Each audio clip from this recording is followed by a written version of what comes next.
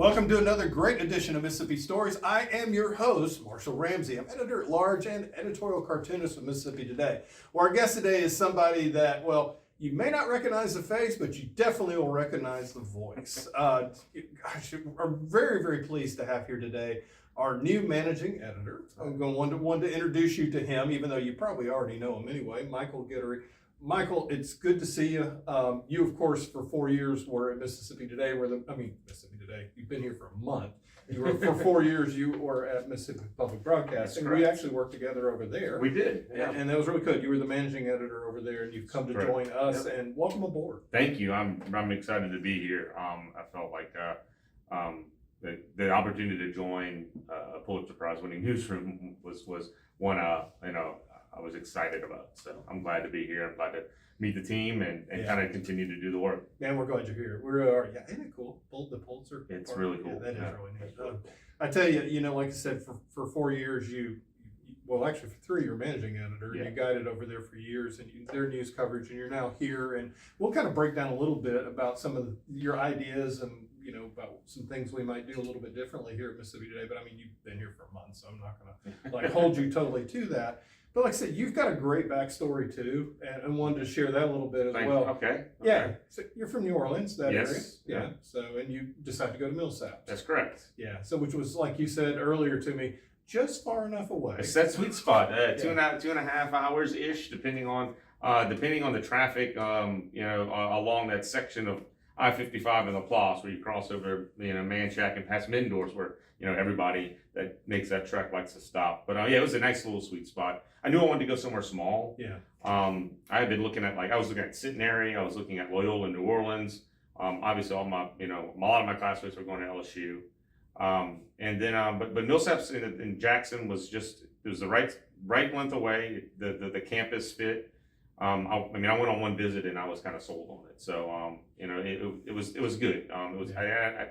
It has been kind of the foundation of so many other life milestones in my life. So it was a great decision. It's amazing how one choice like that can totally change your life. So and it's like the Hotel California too, Mississippi is, because you can check it anytime you like, but you can never leave. Did you ever think though, when you showed up at Millsaps, that you would be making a career and a life here? No, I didn't. I mean, I thought it was going to be one stop, a couple of different places. And during my 4 years at Millsaps, the next 5 years kind of changed. Like every year I was there, I thought for a while there I was going to go, kind of follow the academic route and get my PhD in history. When I graduated, I started as an apprentice at New Stage, but then I decided that I didn't really want a transient life because that's kind of what it required. It was like five weeks here, 5 weeks there. I saw people coming in and out of that theater that were doing that. And I was like, I don't know if I want to do that. It sounds fun, but at the same time, I want some stability. I need some stability. So I ended up kind of settling down in Jackson, started teaching because that kind of felt like the next logical step. And then I've been here since. Talk about you went into teaching, and you taught for many years, and all around the metro area, over in Vicksburg as well, and you coach soccer too. I sure did. So that's pretty cool. What do you think are some of the things you learned from coaching girls soccer? Which, by the way, you were named the state coach soccer. A while ago. That was a while ago. Almost 8 years or so now. Especially coming in here. In coaching, I think good coaches are just teachers, just in a different environment. Yeah.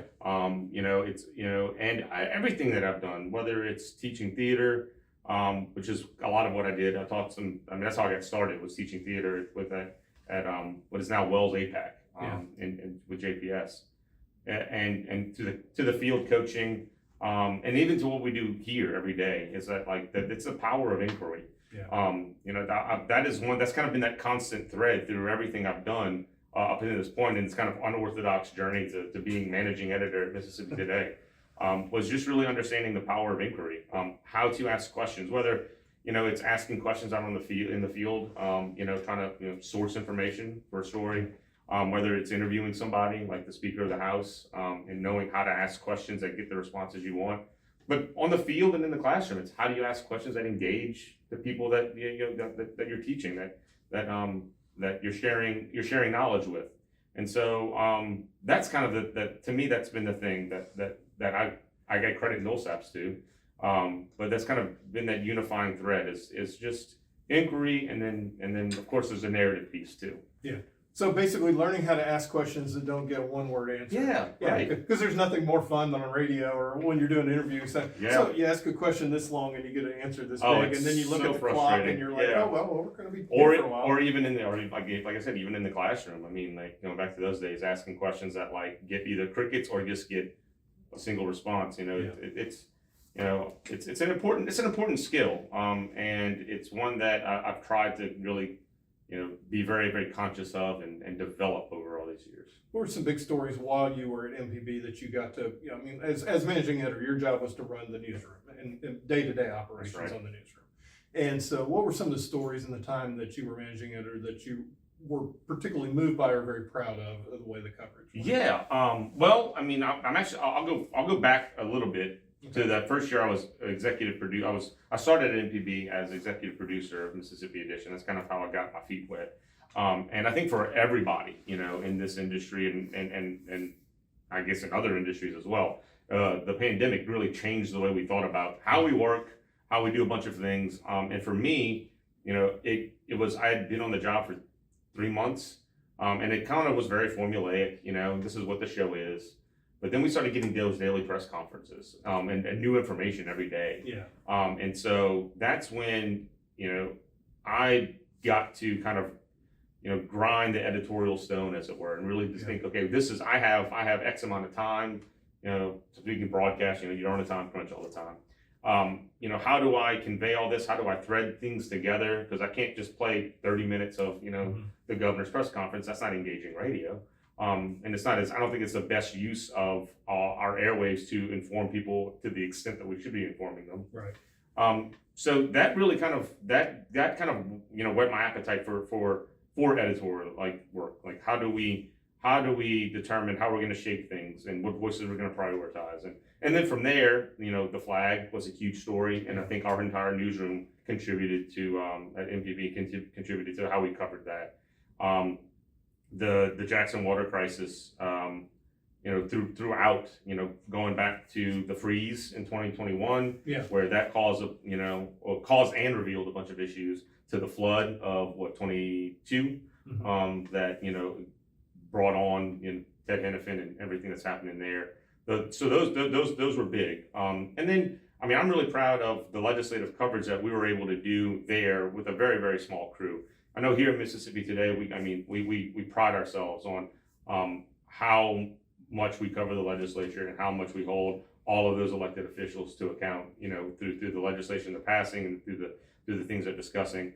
We had a much smaller crew, and I think based on that, I was really proud of how we covered the legislature, making sure that people heard the voices of the representatives making these laws and shaping this policy. That they got to hear from them directly and through some of our reporting. You're still doing a little bit of work with them. You're, of course, hosting that issue, which has Yeah. always been a great show. I got to play a small part in it one time. Actually, I sat there and drew cartoons during the show. Oh, awesome. And at the end, it was kind of like, almost like something you'd see on the square down in New Orleans. Caricatures of it. But it's on fun. But you're doing a great job. And one thing I do like about it, and I sense that you're going to bring to our coverage here, is that you're using both online, you're using multimedia, you're using, there's a lot of different components, and just to make it a little bit more interesting. Yeah, so Ad Issue started as just a television program that aired on Friday evenings, a legislative, affairs program that really focused just on the legislature. And 2021 was the last legislative session that we had it over there. It was produced by Ashley Norwood, who was a phenomenal, TV producer and journalist. She went over to, she stepped into the world of academia. She's at Jackson State in their communications school now, trying to help churn out, more journalists. But so when it came to when we decided we needed to bring it back somehow, finding a TV producer, finding someone to replace Ashley and do it exactly like that, we kind of found out early on that's not going to be the way we're going to get this going.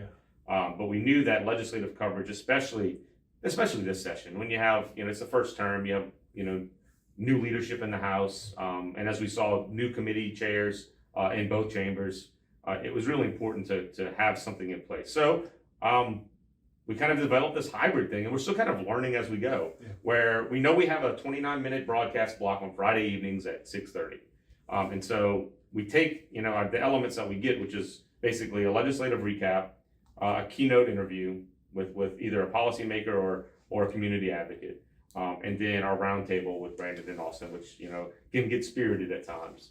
And so what we've just decided to do is, now that we've thought beyond just the broadcast. We think, when considering the digital elements we can bring, we don't limit ourselves to what we get. So we have a 30-minute conversation with Minority Leader Johnson. We'll take out the best 10 minutes for broadcast, and then we allow the rest of it to live online in a podcast and a YouTube interview to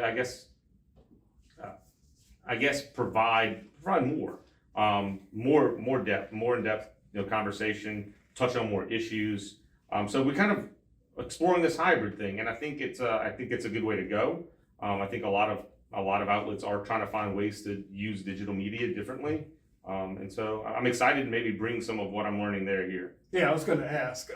First of all, and I think it's, when I say managing editor, I know what it means, because I've been in the business a long time. You know what it means. Maybe the folks watching may not know what it means. Kind of explain what your duties are and what you'll be doing on a day-to-day basis. So here, and honestly, I went from managing editor to managing editor in title, but the responsibilities differ everywhere you are. Here, what's what we call story budgeting. It's going to be my primary focus is, what do we have from our section leaders, talking with them daily. We got off a call just a few minutes ago about what's coming into the pipeline with their reporters. And then how do we make sure that we are delivering that to our audience. And then within that, it's working with section leaders on other story ideas. Things that maybe we haven't covered, or that we need to be covering, or maybe a different perspective that we need to consider. So that's mainly my job, is let's work with those editors. Let's work with Jeff and Debbie and Kate when she returns, and how do we make sure that we have a strong pipeline of good quality work, and then how do we make sure that the audience has access to that, and then part of that is figuring out other ways that we can get the audience access either to what we're producing, or maybe provide them a different medium to consume some of the work we're doing. And we've got a couple of really strong podcasts right now, and then this show right here, and I can foresee other uses of video and other uses of audio, and just different ways. We've got a fantastic engagement team with Deep South Today that helps us out as well. So and I'm going to be honest with you, because you should be leading this interview, because you're a lot better at it than I am. I don't know about that. I listen to you every Monday morning. So, but here's the thing. Like I said, I'm going to pick your brain about ways to make even this better, because it's like I agree with you. Because one thing I do like what you're talking about Out of Issue, is just good to get voices on and letting them tell their stories, because there's so many great stories here in Mississippi. Yeah, and so that one of the things that in the conversations that led to this is talking with editors like Debbie about the wonderful work that Jerry and those fellows from the New York Times have done, and it's fantastic reporting, it's fantastic journalism. The Goon Squad, exactly. I'm sorry, the Goon Squad, and then all the sheriff stuff, but specifically, really the Goon Squad stuff, and the parts where they went to those people, like they went to the people that have been subjects and victims of what the Goon Squad did. And when I read that story and I read their words, I can't help, based on my background, to try to put myself in that space. And I think that's an element that I would like to explore. Is how can we? I know we go and our reporters go. We record everything they say, but how do we make sure? Can we equip them with sound-rich equipment? And really be able to tell the story in a different way that allows, because you can read the words on a page, but to hear the pain in their voice, especially maybe in the space that it happened. And I think those elements are something that I'm familiar with, and that I like to kind of get dirty with, and how do we use people's real voices to tell stories. So that's one element I'd certainly like to bring. And then and then there's, there's other endless possibilities of what we can do. But that's one thing, is how do we take that core reporting we're doing and make it accessible in a completely different medium that is a different way of telling a story. Yeah, that's the thing. And I think, because I was just thinking about, we're talking about Medicaid expansion is really big in the news right now. I'm talking about the hospital crisis, which I covered a lot last year, and it's still going on to some degree, although it's a little bit, there's been a little bit of an ease up on that. But still, to hear people's voices about the stories of, for instance, if somebody works their whole life, their wife gets cancer, they can't afford health insurance, and then they end up losing the home that they had worked really hard to pay for their whole life. Just to hear that kind of, because like I said, you can hear over and over and over the press releases or maybe the latest press conference, but when you hear it from people that are actually going through it, it makes it more real. And that's one of the things that I took away doing, because that, to be fair, the NPR model, a lot of it goes to that. I mean, the feature reporting with the NPR model is getting real people in those spaces where they're, and creating that intimacy. And so, but you're right. I mean, like, we do great legislative coverage. And then, what's the opportunity to take that legislative coverage and then extend all the things that they're talking about in the legislature, all the policy that they're doing, that they're creating, and extend that to the community, especially the communities that's most greatly going to impact.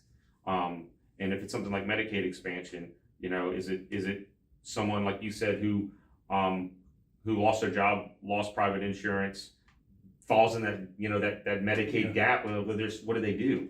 Or is it someone who thanks to the Affordable Care Act has been able to secure meaningful or good healthcare coverage? It's things like that. Thinking back to the last legislative issue when the trans care was a big topic. It's like, we can hear from lawmakers about what they think and why they're doing this, but what about the actual community it's going to affect? Are people going to leave? Because there are people connected, there's communities connected to those policies, and how do we extend that coverage to them so we can hear their voices? And I know we've done a great job with some of that. I know Molly, when they passed the CRT bill, Molly was there at the University of Mississippi, with a professor and with students who were in those spaces telling those stories. And I think it helped elevate, the reality of that issue, and how it really does affect communities. Because I remember, when Anna really started up with the TANF coverage and with the back channel series and everything, there were great graphics just showing about how many diapers that money could have bought, just so that you can kind of understand it and grasp it. Because I think, the world is getting so busy now. I think a lot of people get their news off of TikTok. It's just like we're like quick consumption. So it's like, for us, our challenge is, of course, to continue the depth that we do and the great reporting we do, but being able to find new ways to be able to get it. Exactly. It's just new ways, expanding the way we deliver our stories. Was there, I remember, like, when I went over to the radio station, it was kind of cool getting to meet the people that I've been hearing for years. Oh, yeah. So when you came over here and you got to meet some of the staff over here and everything. It was awesome. Yeah. Now, thanks to thanks to some good cooperation over the years. I'm about to say we're a pretty small town. Yeah. The media people, we all know each other. I can think of times. I interviewed Adam when he was at the Capitol for the first impeachment hearing. Yeah. Covering our senators and how they were handling that whole impeachment trial. We've had multiple conversations with Anna. Yeah. And then of course Bobby. And even Rick, when the two Mississippi schools won their national championships in baseball. Yeah. But I've had these kind of adjacent relationships with them. But there's so many other people in the newsroom whose stuff I've read for years.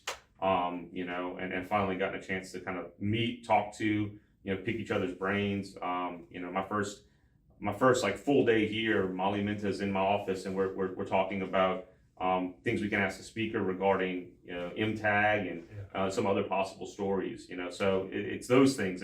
I've read the work of so many of these people before. Even someone as new as Sophia, coming in basically the day after she gets this huge scoop on the lieutenant governor, and reading that, and then the next day kind of walking in the newsroom and like, hey, awesome, great job. It's great to be a part of your team now. Yeah, it's fun to go down to the Capitol and go into the press office, and 90% of the people in there are Mississippi Today staff. It's like, hey, we've taken over. This is fantastic. Well, I mean, like I said, we're coming up on the end of the interview. This went by really quick, and I've love talking to you. I'm thrilled you're here. I'm thrilled to be here. Yeah, when I found out it was that you were the one that was being picked, I was like, yes, that's good, because you're very good at what you do, and I think you're going to be a great asset to Mississippi Today. Anything that you'd like me to ask you that I have not asked you? I mean, I don't think so. I'm familiar with that question because I ask it all the time. But I mean, no, I'm really excited about the possibilities, and what we can do, and just working with Adam, working with Mary Margaret, working with a team of editors. I'm going to focus on what they want me to, like, what my core job is, which, like I said, is that story budgeting and making sure air traffic control, and within that, being another editorial ear, and eye. But once we get that going, the exploring further possibilities, because I think there's such an intellectually curious staff here, a hardworking staff here. Our newsroom is just, it is just robust with talent, and smarts. So let's utilize it. Let's produce everything we can, with those talents. I know people always ask me, so what's your favorite thing about working in Mississippi Today? And I said very easily is I get to work with incredibly talented people day in, day out. Makes you better. Yeah, it really does. It makes you a lot better. Yep. So, and I know that you being here will make me better too, and I'm going to pick your brain a lot. All right, I'm looking forward to it. Especially on this stuff, because you're pretty good at the whole interviewing thing. Thank you, I appreciate it. It's good to see you. Thank you so much for joining us today. Oh, it's my pleasure. It's an honor. Thank you. I appreciate it. And hey, thank you for joining us today as well. And of course, you can check out more editions of Mississippi Stories. Go to MississippiToday.org, and you also can see some great coverage and a few mediocre cartoons as well. Hey, I'm Marshall Ramsey. I look forward to seeing you next time right here on Mississippi Stories.